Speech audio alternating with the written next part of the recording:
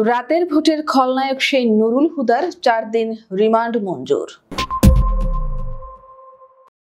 অন্যায় প্রভাব খাটিয়ে প্রহসনের নির্বাচন দেওয়ার অভিযোগে রাজধানীর শেরেবাংলা থানায় করা মামলায় গ্রেফতার সাবেক প্রধান নির্বাচন কমিশনার KM নুরুল হুদাকে 4 দিনের রিমান্ড নিয়ে জিজ্ঞাসাবাদের অনুমতি দিয়েছে আদালত।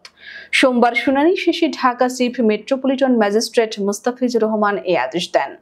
এর আগে শেরেবাংলা নগর থানার উপপরিদর্শক শামসুজ্জোহা সরকার তার 10 দিনের রিমান্ড চেয়ে আবেদন করেন। তার আইনজীবী রিমান্ড বাতিল চেয়ে জামিন আবেদন করেন। রাষ্ট্রপক্ষের সরকারি কৌঁসুলি ওমর ফারুকী সর্বোচ্চ রিমান্ড চেয়ে শুনানি করেন। পরে আদালত আদেশ দেন। এর আগে রোববার সন্ধ্যার দিকে রাজধানীর উত্তরায় স্থানীয় জনতা তাকে আটক করে পুলিশে সোপর্দ করে। উল্লেখ্য, প্রহসনের নির্বাচন করার অভিযোগে সাবেক 3 প্রধান নির্বাচন কমিশনার সহ 24 জনের নাম উল্লেখ করে মামলার আবেদন করেছে বাংলাদেশ জাতীয়তাবাদী দল।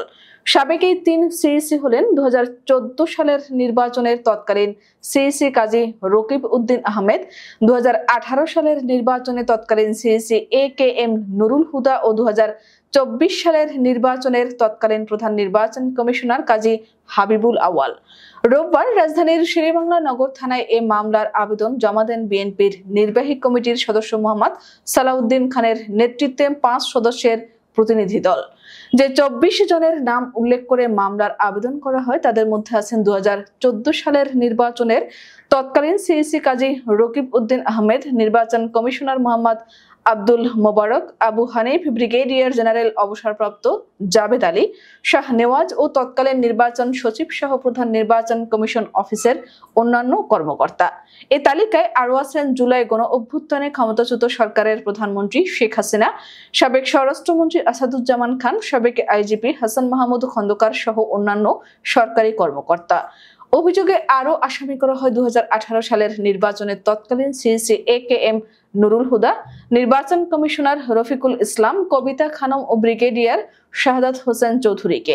অভিযোগে একই সময়ে দায়িত্ব পালন করা তৎকালীন পুলিশের মহাপরিদর্শক জাবেদ পাটোয়ারি, তৎকালীন ঢাকা মহানগরের পুলিশ কমিশনার বেনজির আহমেদ, সাবেক আইজিপি KM শহীদুল হক, পুলিশের বিশেষ শাখার সাবেক প্রধান মোহাম্মদ মনিরুল ইসলাম, প্রতিরক্ষা গোয়েন্দা পরিদপ্তরের সাবেক প্রধান, জাতীয় নিরাপত্তা সংস্থার সাবেক প্রধান এবং পুলিশের ঢাকা রেঞ্জের সাবেক উপমহাপরিদর্শক সৈয়দ নুরুল আলমের নাম উল্লেখ আছে।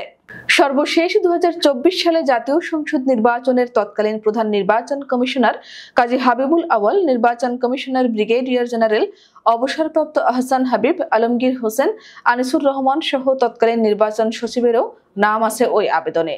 সিইসি AM নাসির উদ্দিনের কাছে আরেকটি আবেদন জমা দেয় বিএনপির প্রতিনিধি দলটি। আবেদনে 2018 সালে একাদশ জাতীয় সংসদ নির্বাচন উপলক্ষে বিএনপি ও ঐক্যফ্রন্টের নেতাকর্মীদের গ্রেফতার, গুরুতর জখম ও হত্যার বিরুদ্ধে অভিযোগ করা হয়। পাশাপাশি তৎকালীন প্রধান নির্বাচন কমিশনার বিএনপি সহ ঐক্যফ্রন্টের নেতাকর্মীদের উপর হওয়া হামলার বিরুদ্ধে ব্যবস্থা না নেওয়ায় তার বিরুদ্ধে নির্বাচন বিধি মোতাবেক ব্যবস্থা গ্রহণের অনুরোধ জানানো হয়।